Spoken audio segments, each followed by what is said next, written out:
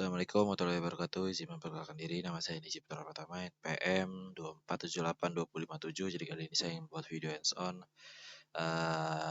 Topik dataset saya itu lab 12 ya sebelumnya, lab 12 matkul analisis basis data.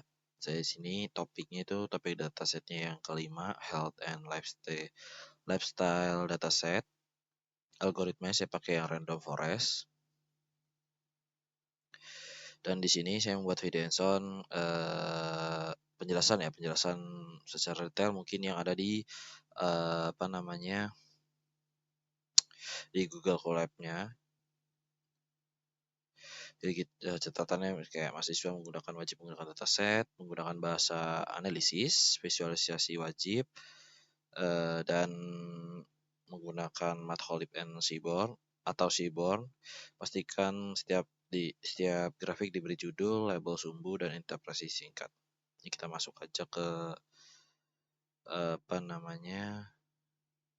Google Colab-nya.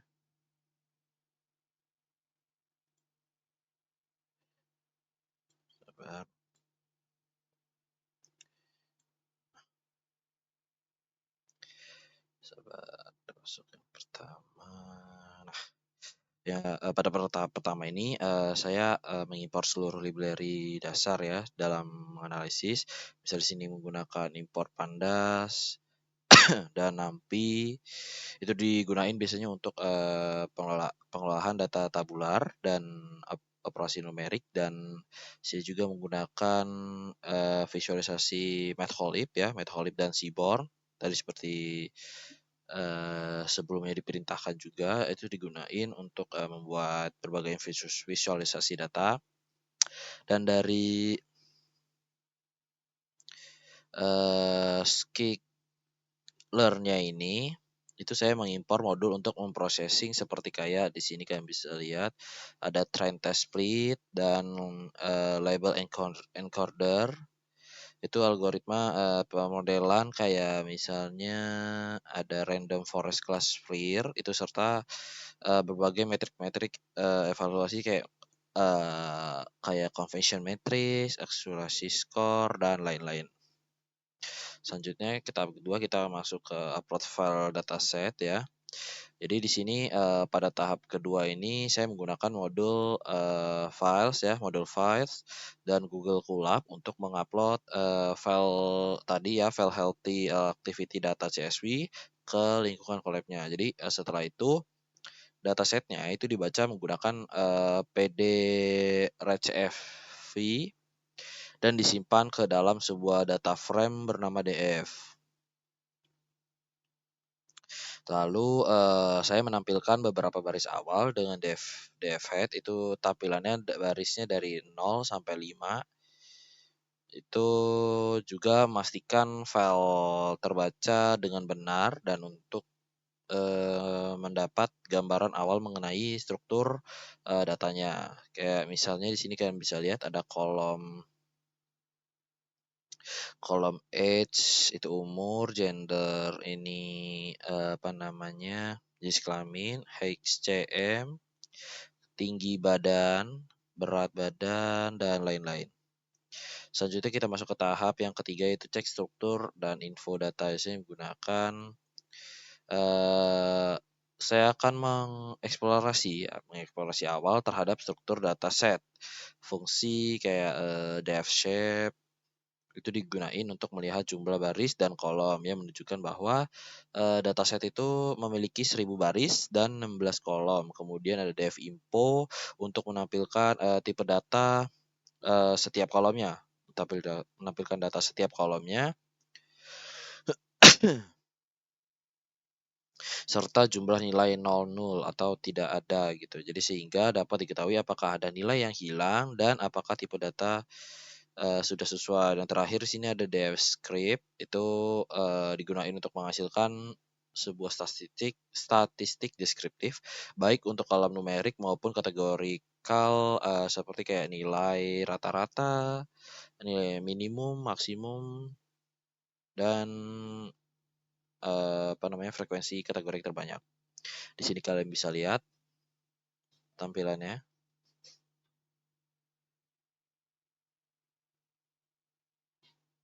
Selanjutnya itu ada tahap 4, yaitu cek missing value dan duplikasi. Jadi pada tahap 4 ini itu saya fokus ke fokus analisisnya itu adalah kualitas di datanya, yaitu menggunakan DF ISNA. ISNA sum itu digunakan untuk menghitung jumlah nilai hilang pada setiap kolom dan sementara si DF duplikat itu menghitung berapa banyak baris yang duplikat. Jadi dari hasil yang terlihat bahwa tidak terdapat apa namanya nilai yang hilang maupun data yang duplikat, sehingga dataset relatif bersih dan dapat langsung diproses ke tahap yang selanjutnya. Selanjutnya kita masuk ke tahap EDA ya, EDA Exploration Data Analysis. Jadi tahap kelima itu berisi sebuah analisis eksploratory yang lebih komprehensif. Jadi kayak yang pertama saya load ulang data ya, jadi dataset kembali itu saya akan baca untuk memastikan proses EDA itu dilakukan pada data yang mentah pada awal ini. Terus yang kedua itu saya mendeteksi label otomatis ya, label dan kolom seperti yang di atas tadi.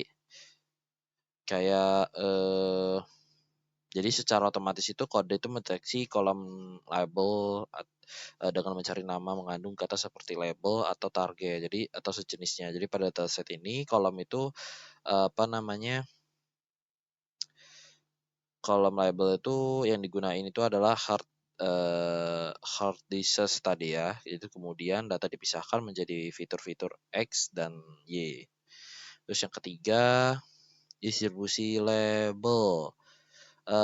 Itu di sini saya menggunakan value count ya. Value count ini saya melihat distribusi kelas pada si hard tadi ya, dataset kita.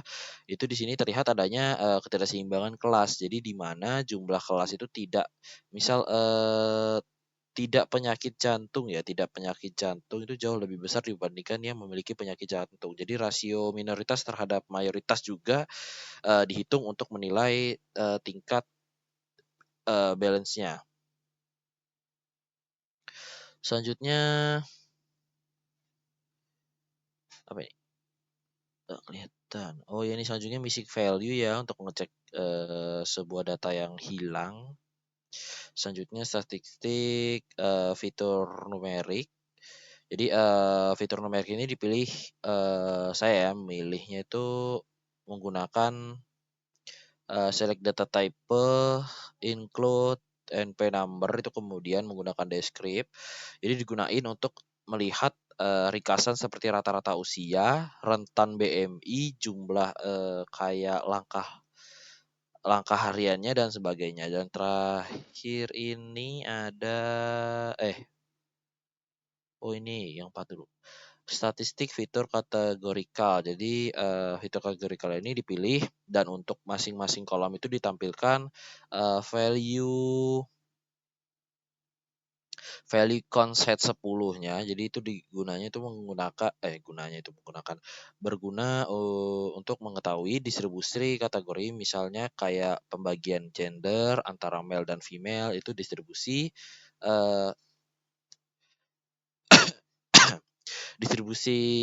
kategori tekanan darahnya itu pada si blood pressure itu status perokok itu smoker dan serta status dari diabetiknya. Selanjutnya ada kolerasi numerik atau heat map ya. Untuk fitur numerik ini saya menghitung metrik korelasi yang memvisualisasikan menggunakan SNS heat map. Jadi ada judul, sumbu Y dan X, interpretasi ada warnanya itu. Mungkin kita langsung lihat aja dulu datanya. Ini ada heat distance-nya, no-nya 90%, yes-nya 9,3. Kelasnya ini ya. Terus rasio minoritasnya 0,103. Terus pada yang kedua ini tidak ada missing value, ini statistiknya semuanya ada ya. Nomor 4 ini untuk pembagian jenis kelamin, yaitu male dan female. Male di sini kalian bisa lihat, itu lebih dominan ya, ada 523, dan untuk perempuan atau female-nya 477. Dan di sini kan tadi saya mengambil untuk, blood pressure, di sini kalian bisa lihat ada, 99/75, berarti 99 ini mungkin tinggi tinggi dari si, apa namanya, pasien ya, tinggi dari pasien ini berat badannya, ini ada, itu yaitu ada 6 orang, selanjutnya ini 9863 ini ada 4 orang, dan seterusnya. Terus ini untuk yang smoker atau apa namanya, yang merokok, di sini yang tidak merokok itu ada 809, dan yang merokok ini ada 191, dan diabetes ini itu diabetes ya, ada yang nggak diabetes ini ada 845, dan yang diabetes ada 195. Nah, ini yang untuk bagian, apa namanya tadi, korelasi numeriknya ya.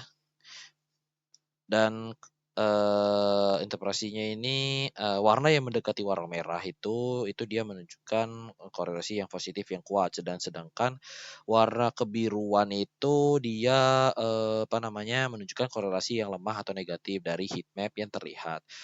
Misalnya kalau misalnya bahwa si beberapa variabel aktivitas seperti kayak daily step, kayak berapa langkah dalam satu hari, terus exercise hour per week, itu mengerjakan tugas per hari itu berapa, itu memiliki korelasi tertentu. Sementara sebagian besar fitur ini dan lainnya itu saling berhubungan, lemah gitu, menunjukkan bahwa informasi yang dibawa itu tiap fitur itu cukup beragam. Jadi, pada tahap itu memberikan pemahaman awal mengenai kayak pola pola dan karakteristik data sebelum, dilakukan pemodelan. Selanjutnya kita ke tahap 6, itu data processing. Yang pertama itu kita sama ya, sama seperti yang nomor 5, ada check missing value, pisahin kolom numerik dan kategoriknya.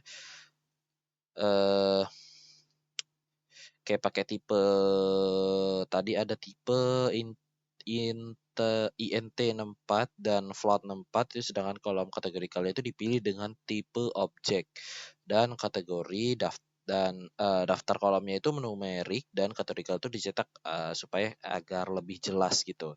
Dan selanjutnya ini namanya yang 3, imputasi missing value, itu menggunakan simple puter ya. Simple puter itu untuk, kolom numeriknya itu digunain untuk strateginya median. Jadi untuk kolom kategorikal itu digunain modus itu apa namanya, most frequent itu setelah, imputasi itu dicek itu kembali bahwa, seluruhnya itu tuh missing value telah terisi. Terus selanjutnya mana itu dia, nih one hot encoding, sebentar. Jadi pada one hot encoding ini mana tadi? Kelihatan. Oh iya nih, one hot encoding itu, kategori pada fitur kategorikal itu diubah menjadi representasi, numerik menggunakan one one apa nih, one hot encoder. Itu di dalam kolom mana ini, kolom transformer itu dengan opsi drop phrase, itu untuk menghindari dummy trap. Jadi di parameter remainder ya, parameter remainder itu mempertahankan kolom numerik apa adanya. Jadi hasil encoding itu berupa array lalu dikonvensi, kembali menjadi data frame, eee, DFA code.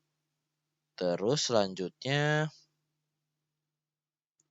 kita masuk ke scaling data. Jadi pada scaling data numerik ini itu menggunakan standar scaler ya. Standar scaler untuk seluruh fitur hasil encodingnya itu dinomorisasikan sehingga, memiliki, rata-rata 0 ya, rata-rata 0 dan standar deviasi 1. Jadi hasil akhirnya itu nanti disimpan dalam DF scale terus, dengan bentuk 1000 1000 berapa ya, 1000/746. Jadi artinya, setelah one hot encoding jumlah fitur itu bertambah menjadi 746 kolom.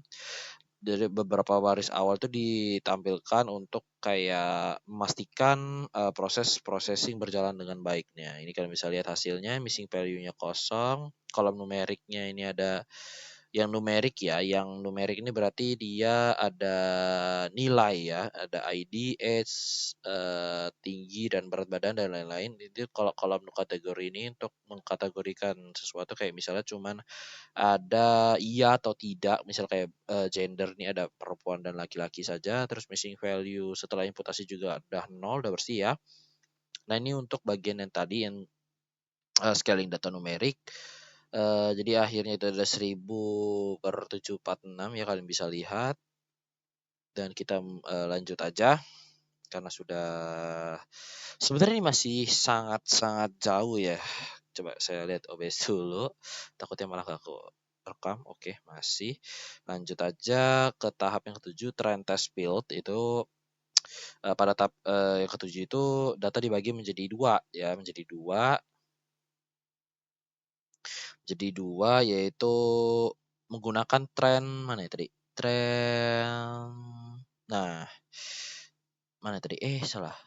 Tren ya ini, tren test split. Jadi sebelum apa namanya, sebelum bagi itu saya menggunakan yaitu tren test split. Jadi bentuk Y dan Y itu X dan Y itu, ditampilin, untuk memastikan ukuran sesuai kayak parameter size-nya ya, parameter size itu menggunakan test size itu berarti 20% data itu digunain sebagai, data uji dan 80%-nya nanti itu data latihnya. Jadi para parameter random ini, ya pada random state ini ya kalian bisa lihat random state 42 ini itu digunain untuk memastikan si proses pembagian datanya itu direplikasikan dan starif Startify min sama dengan Y itu digunain untuk agar si proporsi kelasnya itu, dengan dataset awal itu dengan hasilnya itu ditunjukkan dalam bentuk X-trend, Y-shape, X test shape, dan Y test shape. Kalian bisa lihat ini hasilnya. Untuk shape yang X 1000/15, shape Y-nya 1000,0 ya. Oke 1000, split selesai ini kalian bisa lihat trend shape-nya 800, 15, 800, test shape-nya 200, 15, 200. Oke, selanjutnya kita ke tahap yang ke-8 yaitu, trend random forest. Jadi pada trend random forest daripada tahap ini tuh, proses, apa namanya, pelatihan model klasifikasi itu menggunakan algoritma random forest. Jadi data yang digunain itu, apa namanya, data yang digunain adalah kan tadi X trend proses sama Y trend proses ya. Jadi yaitu dalam data latih itu yang menggunakan melalui, proses processing. Yang pertama, informasi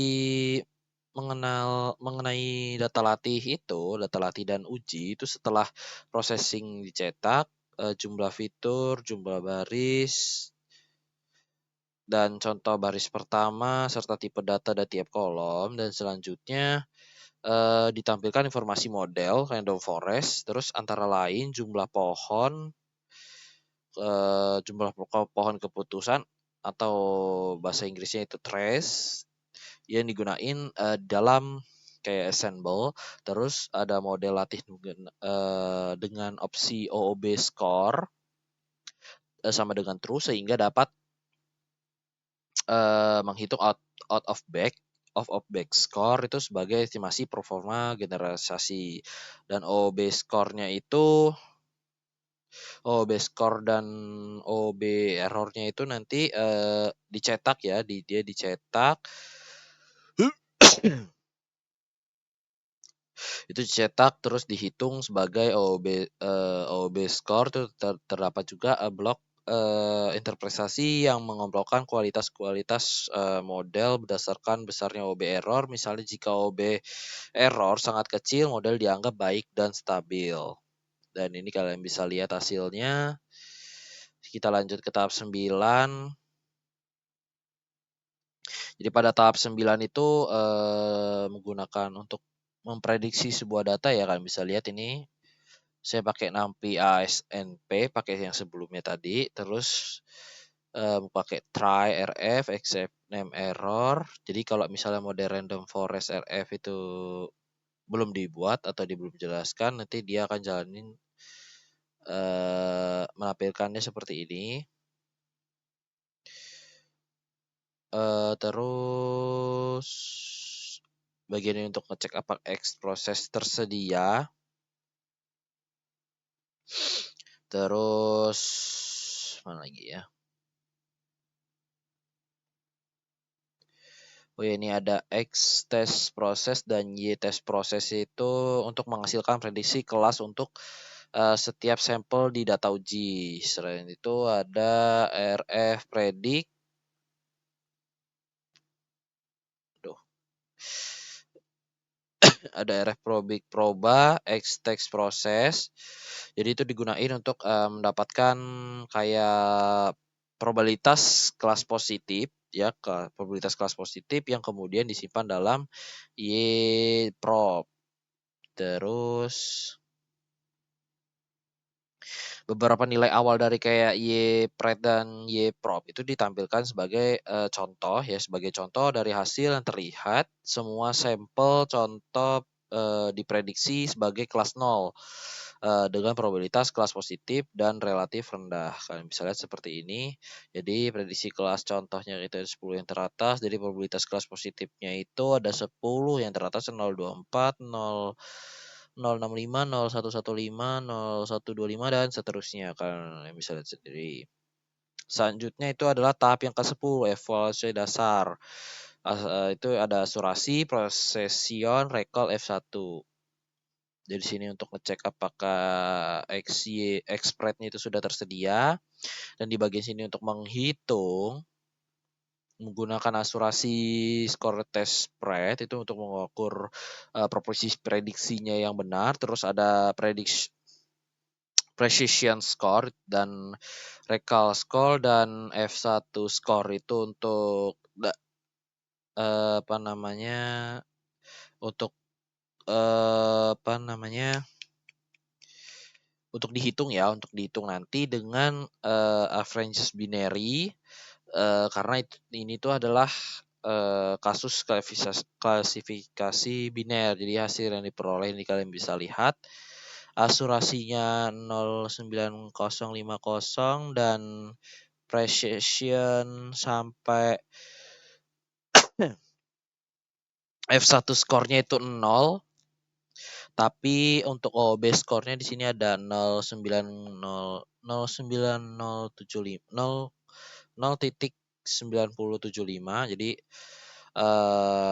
Jadi pada data sini itu menunjukkan bahwa meskipun akurasi itu lebih tinggi, terlihat tinggi, model itu sama sekali tidak berhasil mengenali kelas positif atau si penderita penyakit jantungnya. Sesuai dengan data, ini merupakan dampak dari ketidakseimbangan kelas di mana model biasanya itu cenderung selalu memprediksi kelas mayoritas.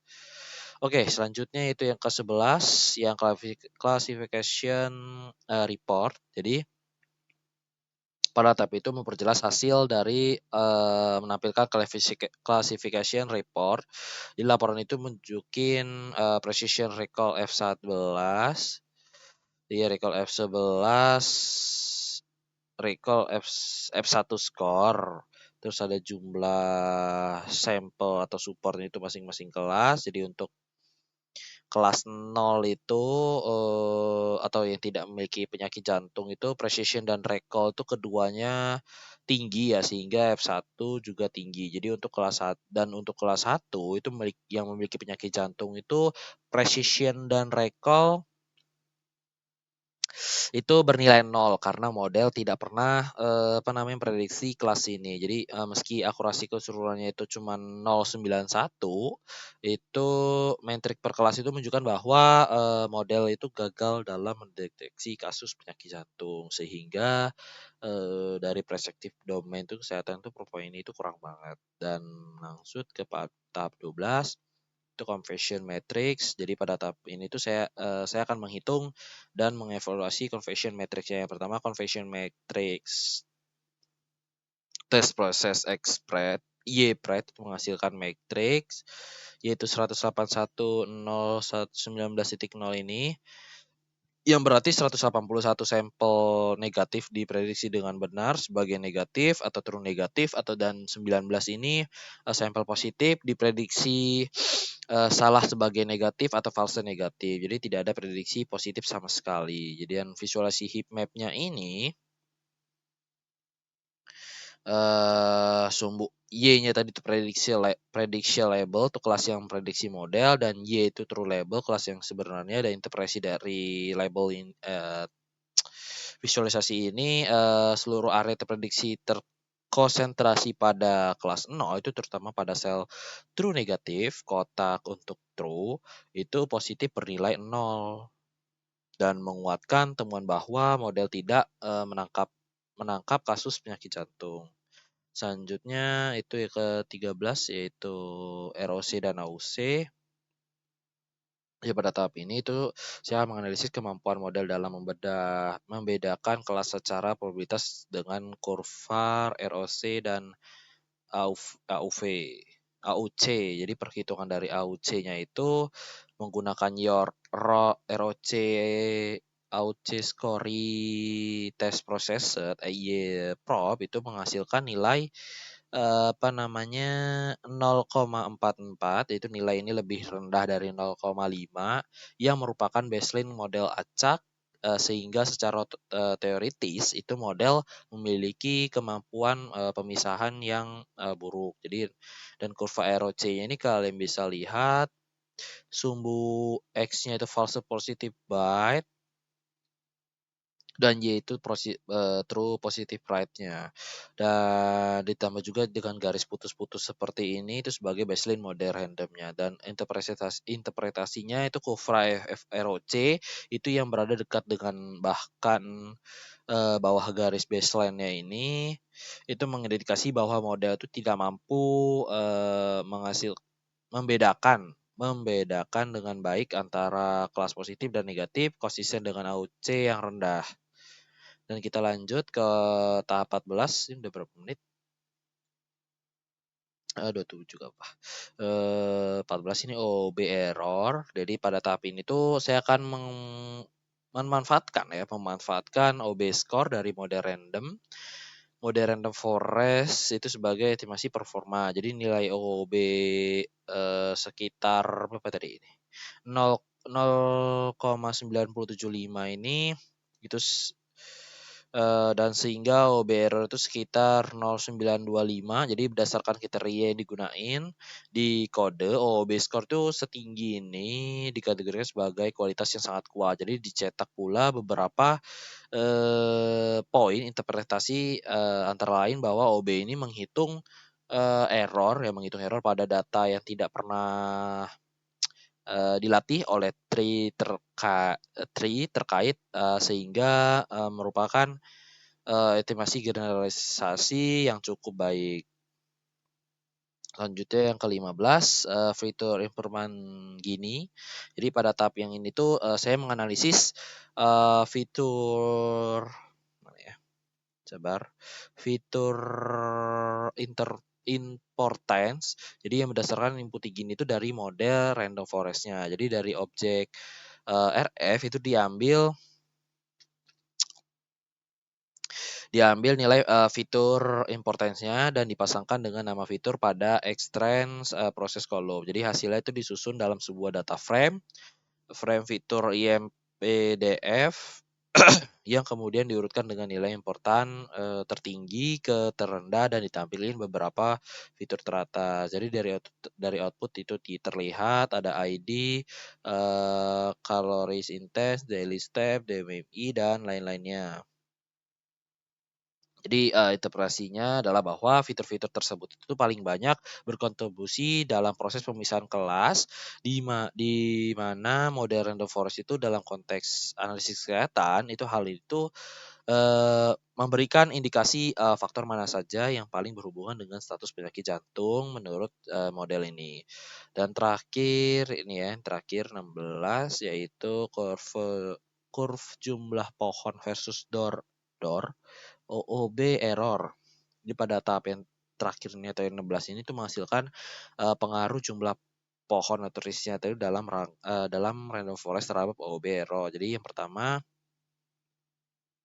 pelatihan dengan berbagai, jumlah pohon. Jadi misalnya dibuat daftar entries, ya dibuat daftar entries 10, 20, 30, 40, berapa ini, 50, 100, 150, sampai 300 itu untuk, setiap nilai dibuat kayak model random, forest classifier, jadi baru dengan n entimeters, terus sesuai dengan jumlah pohon. Kalau OOB score tour itu dalam model, yang dilatih pada X train processed dan XY train processed untuk masing-masing, model yang dihitung OOB error dan disimpan, dan visualisasinya seperti ini. Judulnya curve jumlah pohon versus OOB error atau random forest, ini untuk tadi ya train modelnya. Dan untuk interpretasinya itu sebentar, itu menunjukkan, bahwa kayak ketika jumlah pohon itu masih sedikit, misalnya kayak 10 tadi ini, OBR itu relatif kayak apa namanya, relatif tinggi.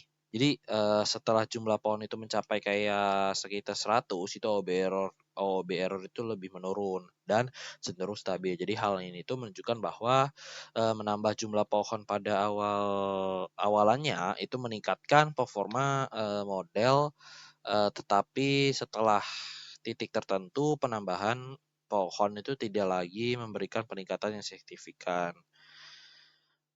Sekian dari Hanson saya akhiri. Wassalamualaikum warahmatullahi wabarakatuh.